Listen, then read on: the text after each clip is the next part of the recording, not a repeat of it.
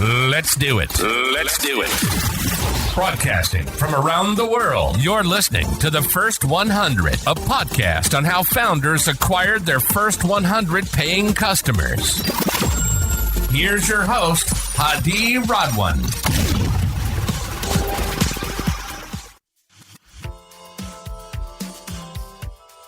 Good to have you on the show, Julio. How are you doing today? I'm doing great. Thank you so much for having me. This is a blast. Thank you very much, Julio, for joining the podcast. Julio Martínez is the co-founder and CEO of Abacum, which is a leading FP&A automation platform that helps finance team, grow faster by helping them forecast better, plan better for their headcount, automate board decks, and many other things. And for those listeners who've just heard about FP&A, it's financial planning and analysis. And the CFOs of the world are very familiar with this because it's always on the top of their mind. And Abacum has raised 40 million from notable investors such as Atomico to make this happen. Julio, take us back to your founding aha moment. How did Abacum happen? Yeah, so I've been in finance for most of my career, right? And then different markets, so the US and London and different places. And I then transitioned into technology and I started building products from scratch and got exposed to venture capital as well. And then it was in that moment where I came across the FP&A problem, the financial planning and analysis problem. And to be honest, that was a problem space I understood very well, given my dark past as a finance guy that had both investment banking, but also operational role capabilities. So I was very familiar with these teams, also M&A teams, corporate finance teams. So in general, understanding the problem space very well. And you know how that goes, right? So you become very obsessed. You see a massive opportunity. It's a huge market, but also you think, hey, I have an unfair advantage to actually tackle and solve this. And because I was in the trenches, I was bleeding in the head as well. So kind of that vocation and that mission of building the product I wish I had when I was in pain.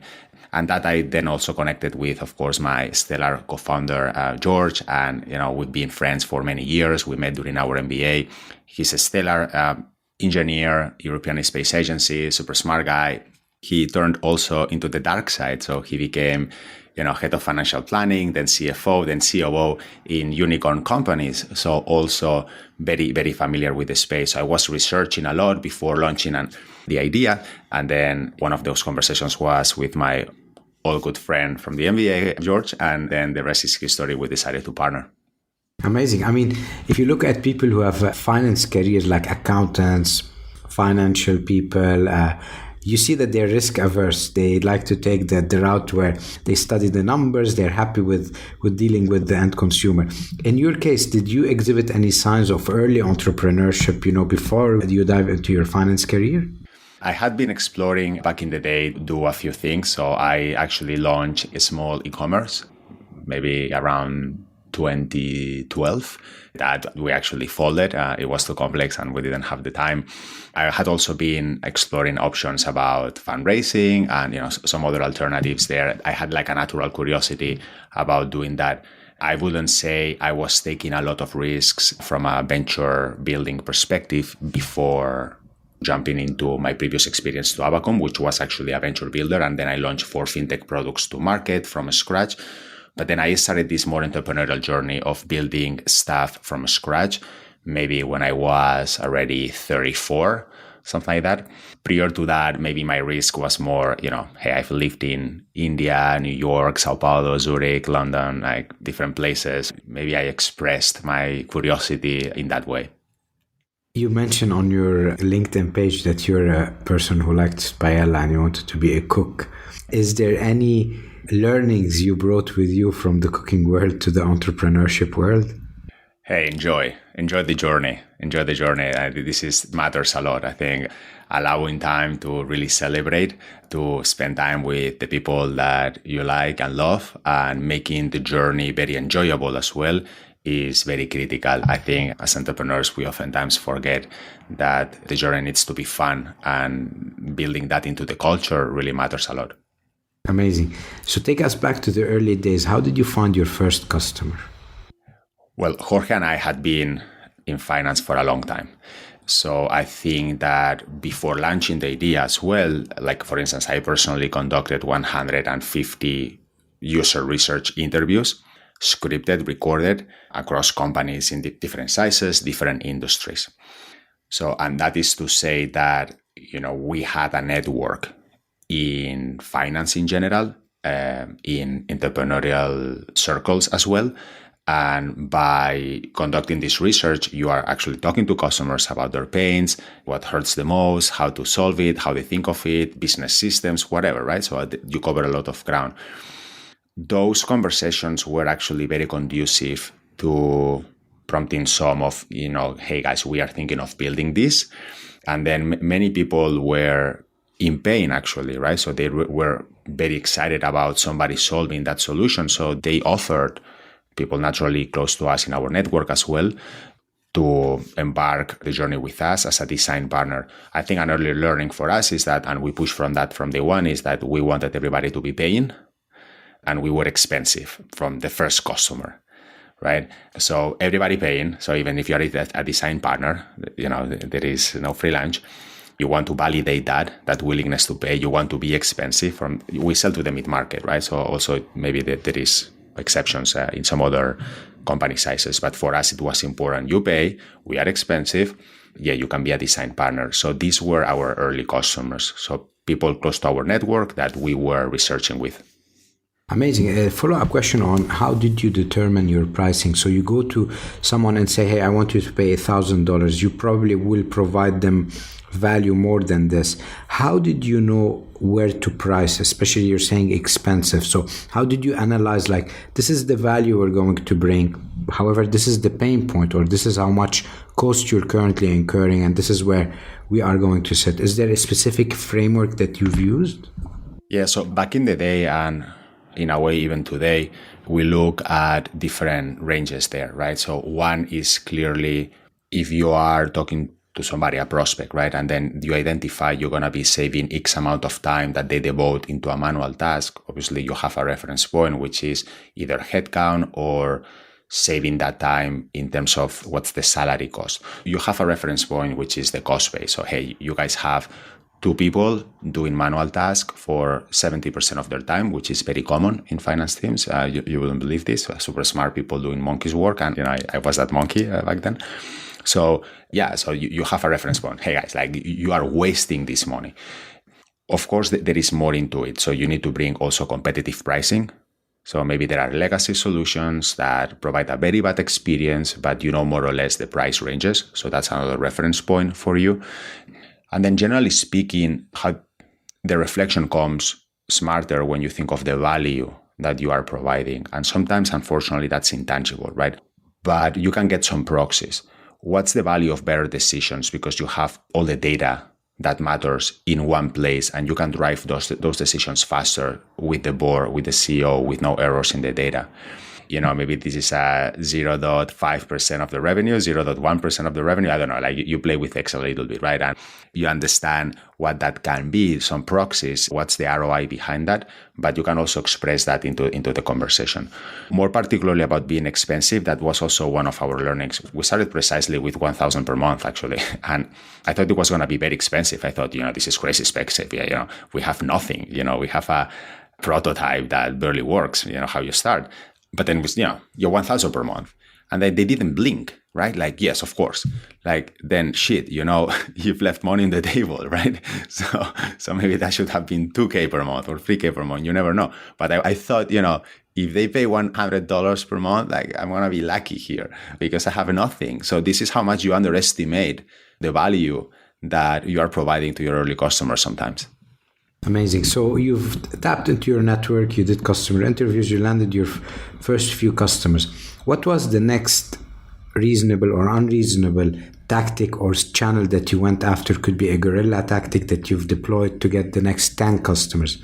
Anything you could share with us on this?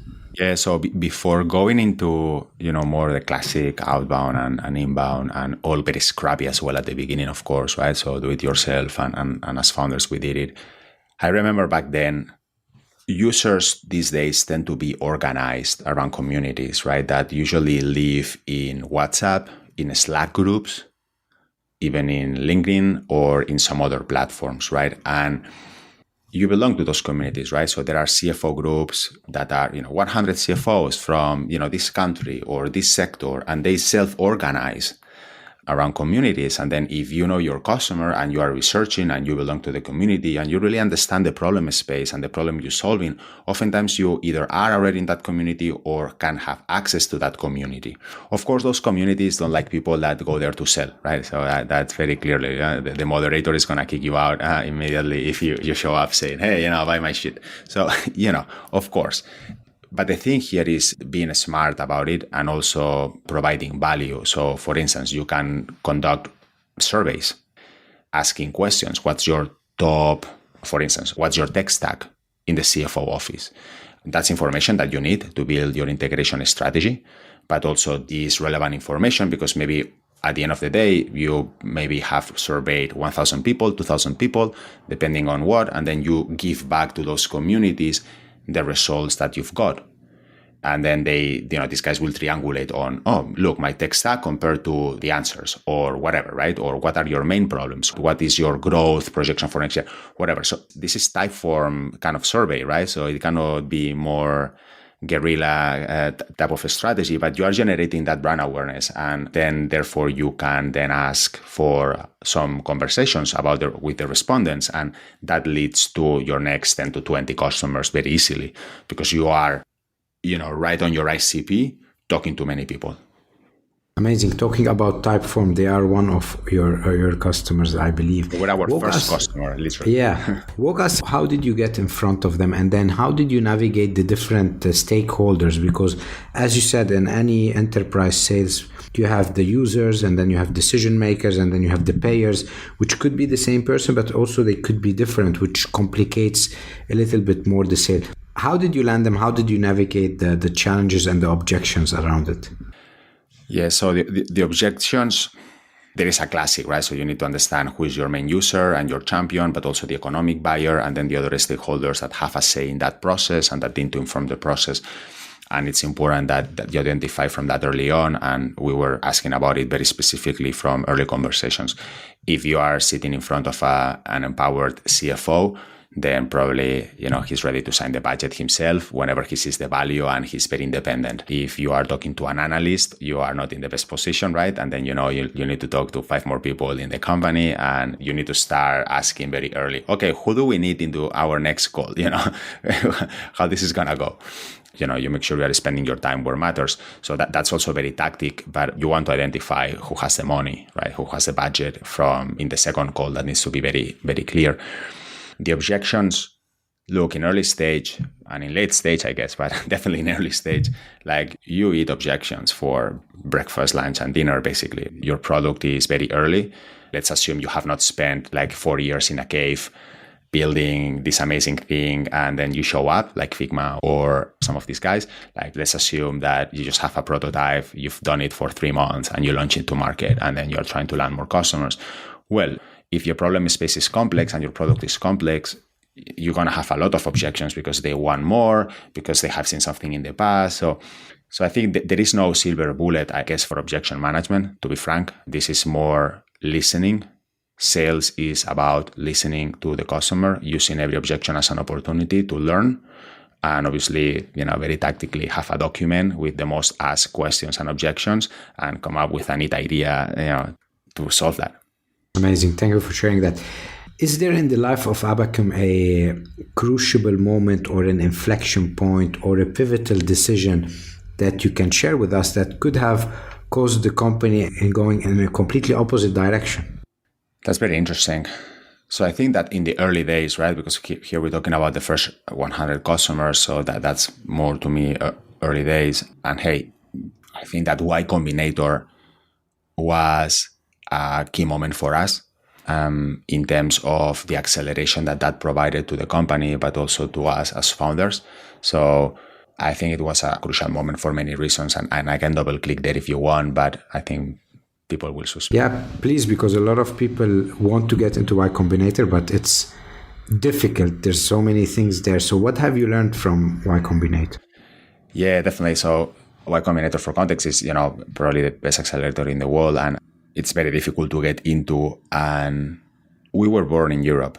So we launched the company in Europe, but we knew our company had the vocation to be global from early on. And we landed very international customers. Like our first 10 customers were already mostly international. So we wanted to make the point that we could be, in multi countries, and that back in the day, FP&A, financial planning and analysis software, doesn't have any localization constraints, but people were misunderstanding us by accounting software, and they obviously have a lot of local regulations and stuff. So basically, long story short, we wanted to prove we could be international from early on, for good or bad. I don't know if that was very smart or not, but this is what we did. Because maybe you want to saturate a market first, and there are different strategies. But we said, hey, fuck it, let's try to be global from day one, and then we shut down these guys that don't understand FP&A. And we did that. So the US was sort of relevant for us to understand this market from day one. And we thought that Y Combinator could be a great enabler to get into the US market. On top of that, obviously, they have amazing advice, right? To be honest. And they are super strong. We work there with amazing partners that really pushed us and crushed us. And, they make sure they inflict pain to make you better. And they are pretty brutal about it, but we grew a lot. And to their credit, I think that there was advice that they provided, because they see a lot, right? So they see so many companies. So this pattern recognition thing that they have, and then they provided advice that, frankly, I didn't follow, right? I thought, hey, I'm going to do something else because this is my opinion. And in retrospect, they were mostly right and I was mostly wrong. So, what can I say? I think, listen to these guys. Amazing. Take us back to that early days where you were building your first MVP, because in Y Combinator, they like to do MVPs, go out, prove product market fit, and then continue building features.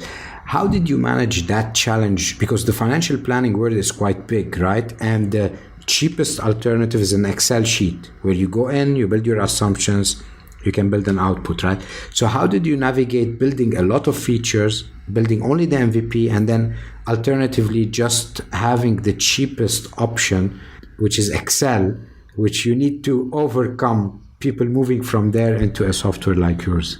I love this question, right? It's so good. It's so good. And I'm not sure I have an answer. So it's complex to this date. So of course, what's the status quo for us, right? Or if you operate in any industry, most of the time, people are addressing a pain in a way or another, right? Maybe it's imperfect, maybe it sucks a little bit, but probably they are doing something. In our case, is people, they default back to spreadsheets. And hey, it's very, very painful, right? So in the mid-market, it becomes very painful for our customers because volumes of data have increased a lot. So managing all that in a spreadsheet becomes close to impossible. And also expectations on finance teams, so CEOs and boards expect a lot from them. And therefore, they realize, wow, to answer these questions, I need to go back to my cave, remodel everything, 3 days, long nights, weekends, trying to number crunch. So to answer a simple question, and then you have the CEO thinking, these guys are very slow.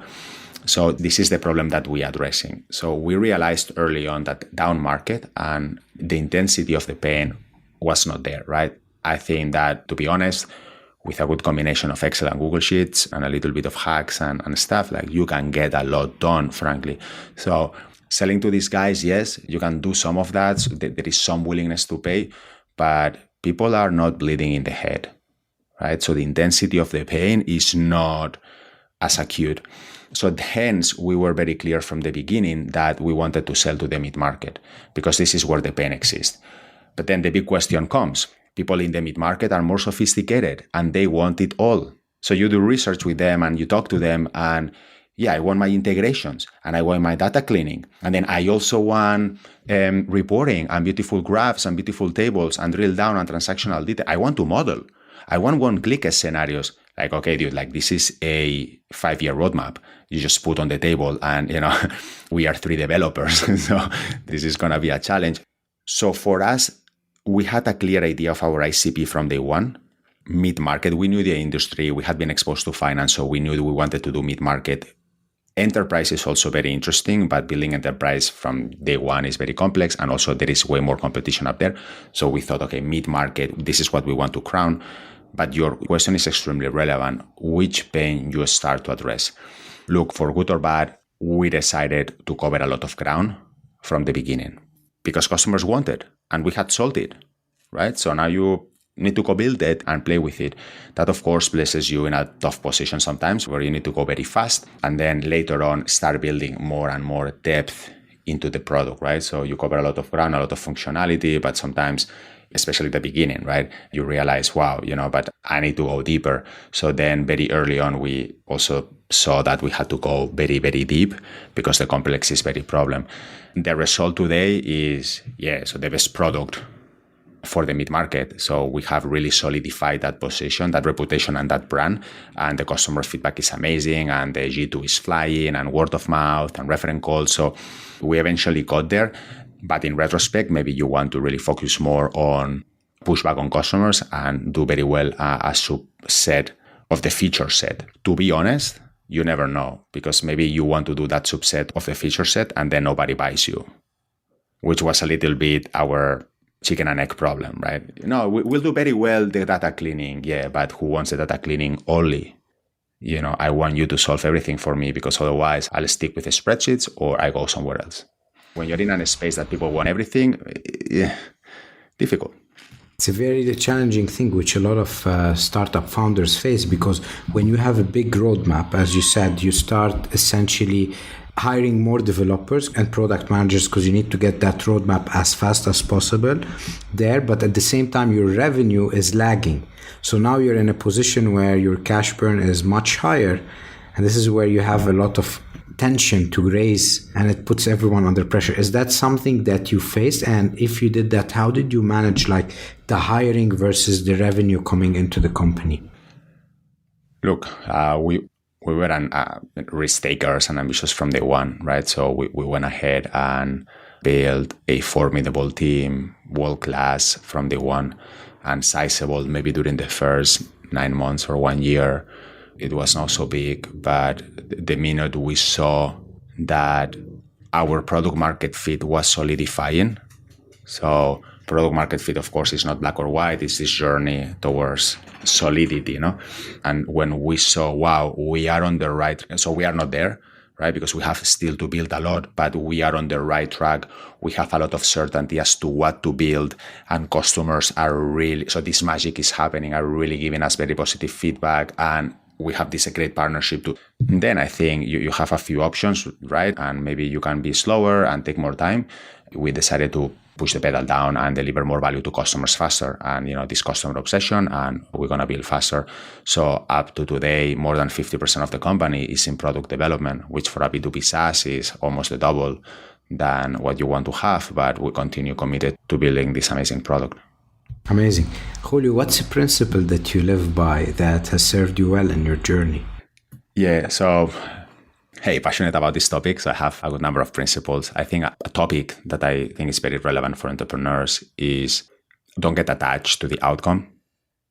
So attaching to the outcome and fixation on expectations is really a shortcut to unhappiness, to being miserable. I think that focusing on what you really control, which is your mindset, which is your effort, which is showing up every day at your best, taking care of yourself and making sure you operate at peak performance from well-being, from inspiration, and from hard work, of course. This is what you actually control. You control that process. Fixation on the outcome is usually something that, you don't control, and probably it can make you very miserable, and obviously very easy to say, difficult to practice, but I try to live by that standard. I mean, you're an interesting person because you're sort of a biohacker. You do cold showers, you do meditations, you do intermittent fasting. Take us through your day. How's your day like in terms of these activities, and how did these influence you at your work? Yeah, totally. So what I do is simple. So I wake up usually 4:35 straight. I do 1 hour meditation, Vipassana, 1 hour and something. Then I go directly to journaling. I spend some time journaling daily or almost daily. I think that clarifies a lot as well. And journaling to me is extremely powerful. from a personal and professional perspective. So I mix everything into my journal, and I record my decisions I mix everything, and it's very powerful. I think 10 minutes or 15 minutes is enough, at least for me. Then I drink a lot of coffee, so that's also you want to make sure, if you are a coffee addict like me, front load that into your day because you want to protect your sleep as well, right? So I think coffee is important to realize that you don't drink coffee during the first 60 to 90 minutes of the day or 9 hours before you go to sleep. So this is also a hack that it's important. Then, cold showers are good for your discipline and for your nervous system in general. So I don't do the ice bath or whatever that some people do. I guess I'm weak, and I admire these guys. Cold shower with New York temperature in the winter is the most I can handle. And I think that's also then obviously, I work like around 11, 12 hours a day. So that's roughly what I do. I try to protect my sleep. Imperfect, but usually I measure it and, try to be consistent. The classic stuff about temperature, about light. And then exercise is critical.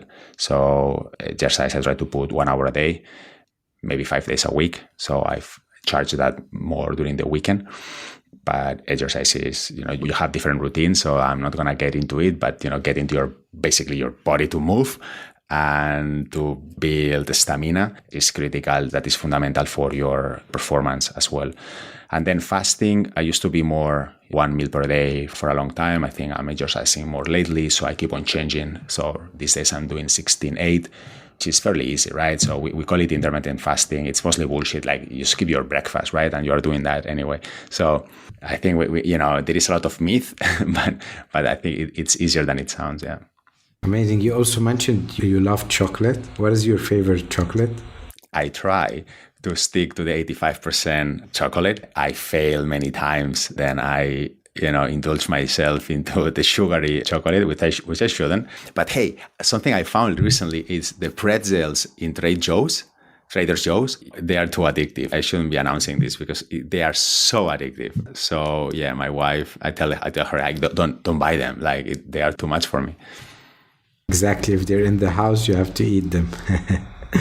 Yes. Julio, I usually do a question for the guest where they share with us a business problem or a question that they currently are trying to solve at work. And we take that question and ask the next guest, how would they respond with a solution or with an approach that they would look at from their perspective. Is there any question that you'd like to leave to the next guest?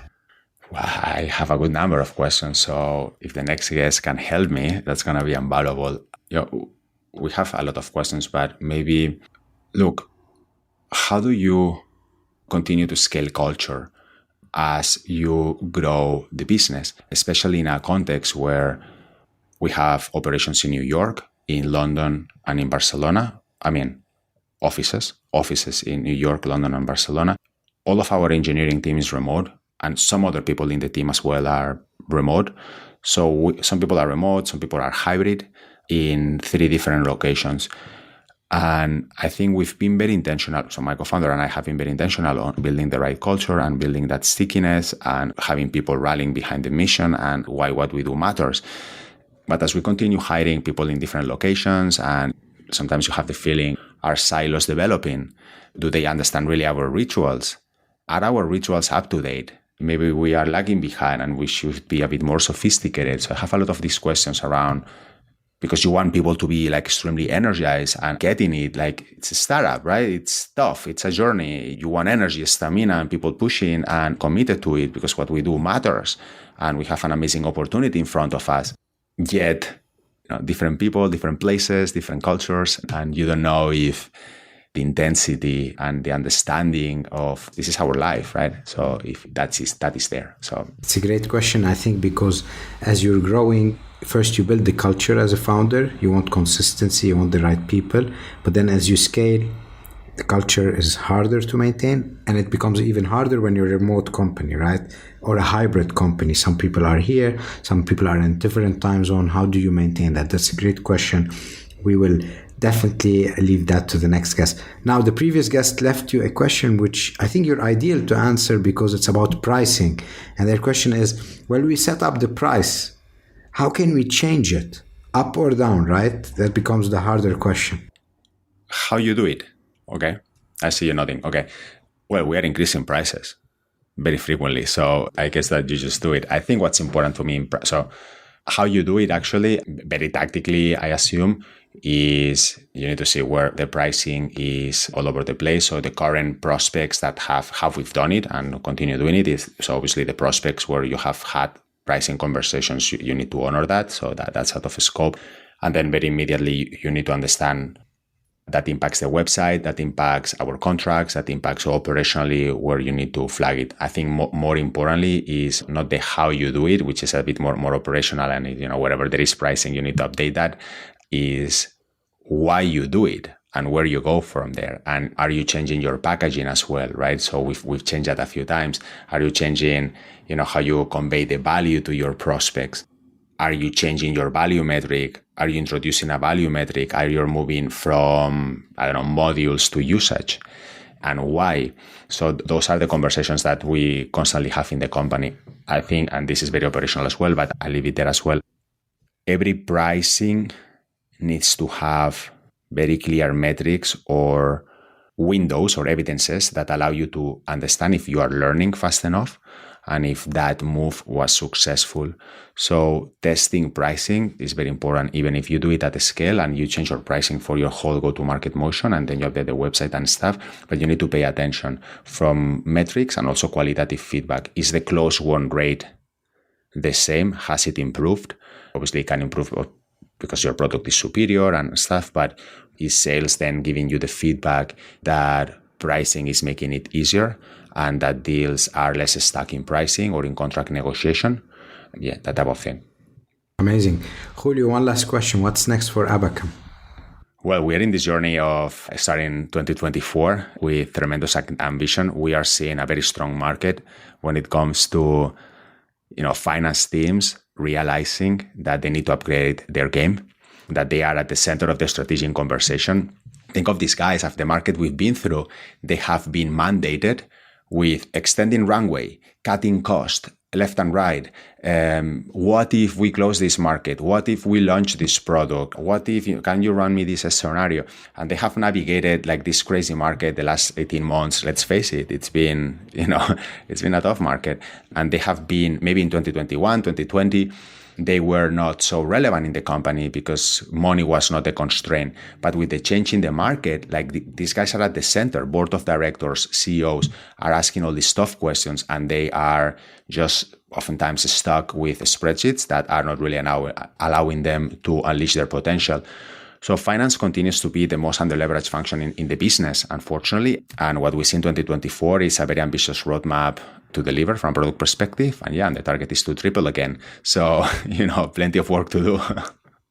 Julio, we wish you the best of luck. 2 more questions. How can people reach you and are you hiring? Yes, so we are definitely hiring. So ping me if you want to onboard a rocket ship. And then second is, I'm very active in LinkedIn. I like to build community there and to share our thoughts about finance, company building and stuff. So in my profile at Julio Martínez from Abacum, please follow me and let's stay in touch and engage there. Thank you very much, Julio. Wish you the best of luck. Have a great day. Thank you so much. It was great. Thank you. Thank you so much for listening to the First 100. We hope it inspired you in your journey. If you're enjoying the podcast, please subscribe to our podcast on Apple iTunes, Stitcher, Google Play, or Spotify, and share it with a friend starting their entrepreneurship journey. Leave us a 5-star review. Your support will help spread our podcast to more viewers.